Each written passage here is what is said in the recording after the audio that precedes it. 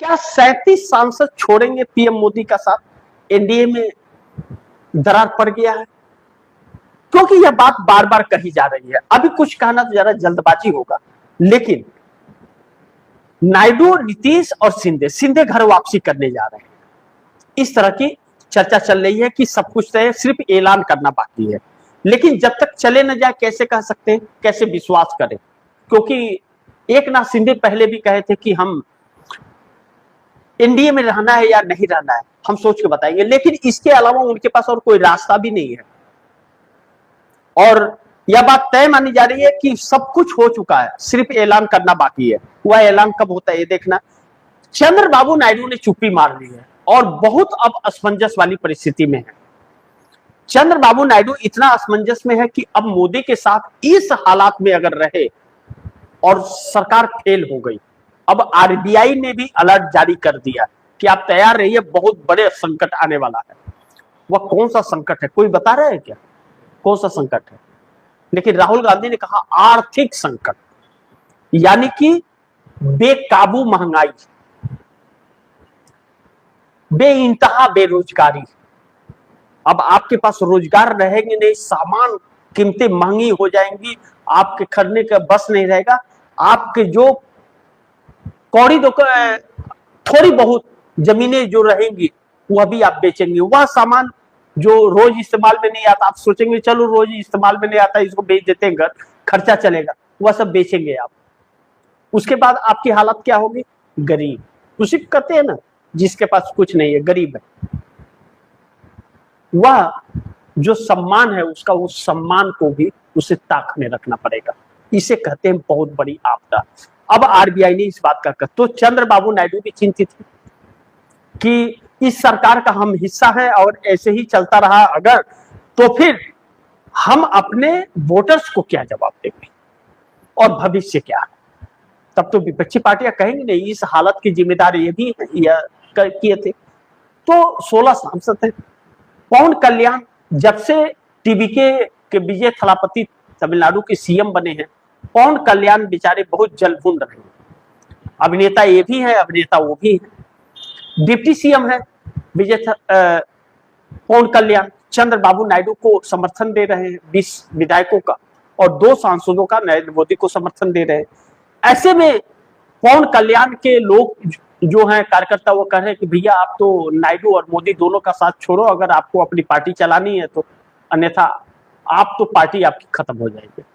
और वह भी बेचारे असमंजस में हैं, नायडू की तरफ ताक रहे हैं, क्योंकि अभिनेता के नाम पर उन्हें वोट नहीं मिल पाया।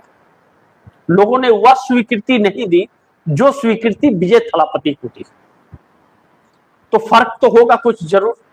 हालांकि पवन कल्याण बहुत अच्छे इंसान है, बहुत अच्छे इंसान, साउथ के अभिनेता है, बहुत अच्छे इंसान है, इसमें कोई शक नहीं है, यह सच है, हकीकत है यह।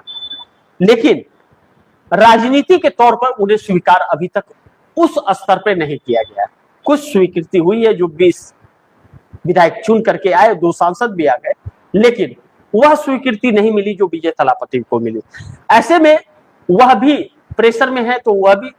दूसरी तरफ नीतीश कुमार अभी तो भारतीय जनता पार्टी के साथ ही है, लेकिन वह कब क्या करे उनका कोई भरोसा नहीं है।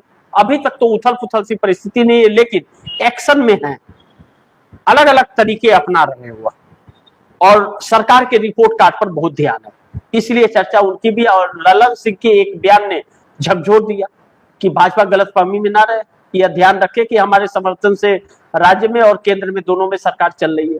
तो 12 चंद्रबाबू नायडू के साथ एकनाथ शिंदे के, और 16 चंद्रबाबू नायडू के, और 2 पवन कल्याण के, यह 37 जो हैं। अगर ये ऐसे ही चलता रहा तो मोदी का साथ छोड़ सकते हैं, और एनडीए गठबंधन के अंदर दरार पड़ रहा है। इसीलिए भारतीय जनता पार्टी ममता बनर्जी के पार्टी को तोड़ना चाहती थी। लेकिन बंगाल से एक खबर आ रही है जो इस सरकार को एक झटके, जो 60 विधायक गए थे, उन 60 विधायकों में 35 विधायक ममता बनर्जी के फिर संपर्क में आ गए, फिर वह वापसी कर रहे। अगर वह वापसी करने में सफल हुई, ममता बनर्जी सफल हुई, बैठक बुलाई है, तो फिर 20 सांसद जो भारतीय जनता पार्टी के पास जाने वाले थे उस पर ब्रेक लग सकता है। या तो फिर ममता बनर्जी भाजपा से मिल जाए या कह ले कि जो भी बिल लेके आएगी उसका समर्थन करेगी ममता बनर्जी, तब बच सकती है। क्या ममता बनर्जी या कंप्रोमाइज करेंगे, अब नहीं जानता मैं, क्योंकि पहले भी ममता बनर्जी इंडिया गठबंधन में रह करके भी वह भाजपा को ही सपोर्ट कर रही थी, तो कुछ भी कर सकती है। दूसरी तरफ डीएमके स्टालिन, उनका पार्लियामेंट के अंदर सीट अलग हो चुका है कांग्रेस से, और उनकी बातचीत चल रही है एनडीए के साथ, नरेंद्र मोदी के साथ। वह मोदी के खेमे में नजर आ सकते हैं सत्ता में, यानी कि इंडिया गठबंधन खत्म। कांग्रेस बहुत पहले इंडिया गठबंधन से अलग रास्ते अपना चुकी है। वह जानती है कि इंडिया गठबंधन के अंदर जो लोग हैं वह सत्ता के लोभी लोग हैं, लेकिन डीएमके अगर जाती है भाजपा के साथ तो डीएमके पूरी तरह से पतन हो जाएगा तमिलनाडु में उसका, इसमें कोई शक नहीं है। तो थोड़ा इंतजार करना पड़ेगा, देखते हैं क्या होता है, लेकिन फंसा हुआ है मामला, इसमें कोई शक नहीं है। अब